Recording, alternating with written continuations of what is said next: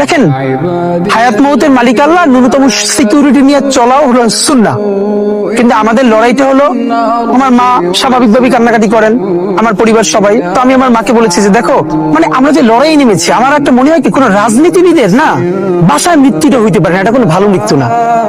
যিনি রাজনীতি করেন, যিনি লড়াই করেন, যিনি বিপ্লবী, যিনি সংগ্রামী, তার মৃত্যুটা হবে একটা সংগ্রামের মধ্যে দিয়ে, একটা রাজপথে, একটা গ্লোরির মৃত্যু। আমি তো ভীষণ ভাবে প্রত্যাশা করি, আমি ছোটবেলা থেকে এই স্বপ্নটা দেখি, অনেক জায়গায় বলেছি, যে একটা তুমুল মিছিল হচ্ছে অন্যায়ের বিরুদ্ধে, সেই মিছিলের সামনে আমি আছি, কোন একটা বুলেট এসে আমার বুকটা হয়তো বিদ্ধ করে দিয়েছে, এবং সেই মিছিলে আমি হাসতে হাসতে আমি শহীদ হয়ে গেছি। এবং সবাই যখন মৃত্যুটাকে ভীষণ ভয় পায়, আমি তখন হাসতে হাসতে আল্লাহর কাছে ভীষণ সন্তুষ্টি নিয়ে পৌঁছতে চাই যে আমি একটা ন্যূনতম ওই জীবনটা লিড করতে পারলাম, যে আমি একটা ইনসাফের হাসি নিয়ে আমি আমার আল্লাহর কাছে পৌঁছতে চাই।